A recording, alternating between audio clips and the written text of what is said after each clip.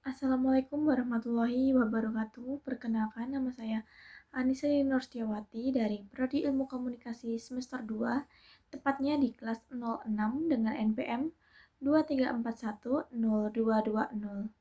Baik, di sini saya akan memaparkan materi sekaligus memenuhi tugas mata kuliah komunikasi interpersonal.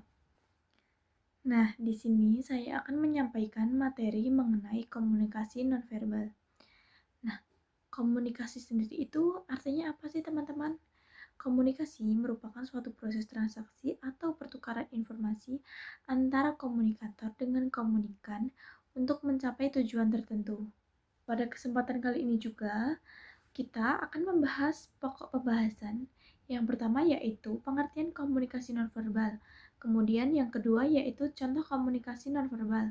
Ketiga yaitu manfaat ketika kita menguasai komunikasi nonverbal, dan yang terakhir yaitu keempat, yaitu cara meningkatkan kemampuan komunikasi nonverbal. Pada pokok pembahasan yang pertama yaitu pengertian komunikasi nonverbal. Apa sih komunikasi nonverbal itu? Komunikasi nonverbal merupakan suatu bentuk komunikasi tanpa menggunakan kata, namun menyampaikan pesan tertentu. Komunikasi nonverbal biasanya disampaikan melalui simbol-simbol yang ditunjukkan melalui gestur atau hal lain selain kata-kata. Komunikasi nonverbal juga menjadi pendukung dalam memberikan makna pada pesan verbal, serta dapat diinterpretasikan dengan berbagai makna tergantung situasi dan konteks. Kemudian pada pokok pembahasan kedua yaitu contoh komunikasi nonverbal. Nah, yang perlu kita pahami itu seperti ekspresi wajah, gestur, bahasa tubuh, sentuhan, penampilan, parabahasa, kontak mata, dan jarak ataupun yang lainnya. Ekspresi wajah seperti tersenyum, cemberut, ataupun yang lainnya.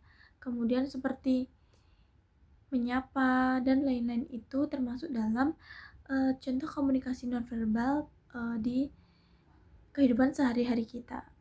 Kemudian yang ketiga yaitu manfaat ketika kita itu menguasai komunikasi nonverbal. Yang pertama yaitu memberikan kejelasan seputar pesan atau informasi yang disampaikan, terutama bagi orang yang berbeda bahasa. Kemudian yang kedua yaitu membuat lebih sadar terhadap situasi dan perasaan lawan bicara ketika berkomunikasi. Kemudian yang ketiga yaitu dapat menjadi pengganti komunikasi verbal dalam beberapa situasi. Yang keempat yaitu sangat berguna jika berkomunikasi dengan orang yang tunaaksara, tunawicara, ataupun tunarungu. Yang kelima yaitu membantu menunjukkan kepercayaan diri, antusiasme, dan profesionalisme. Yang keenam yaitu sarana komunikasi yang efektif karena kamu bisa melihat ekspresi wajah, nada bicara, hingga bahasa tubuh untuk tahu apa yang dirasakan lawan bicara.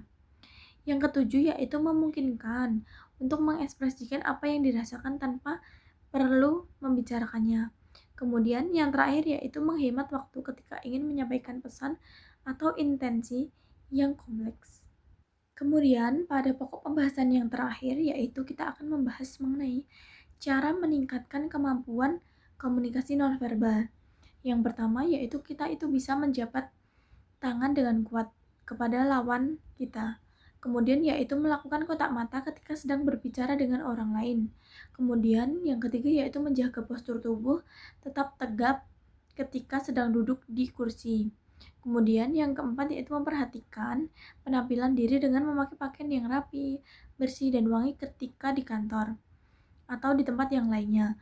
Kemudian yang kelima yaitu memperhatikan orang yang berbicara saat sedang meeting dengan menggunakan kepala atau mengambil catatan. Dan yang keenam yaitu bersikap ramah dan menjaga senyum. Yang ketujuh yaitu memperhatikan bahasa tubuh ketika kita sedang duduk, seperti tidak menghentak-hentakkan kaki dan terus-terusan menyilangkan kaki. Kemudian yang kedelapan yaitu menjaga jarak dengan berdiri tidak terlalu dekat atau tidak terlalu jauh ketika berbicara dengan orang. Nah, itu tadi 4 pokok pembahasan yang sudah kita bahas. Semoga mudah dimengerti dan dipahami. Terima kasih. Wassalamualaikum warahmatullahi wabarakatuh.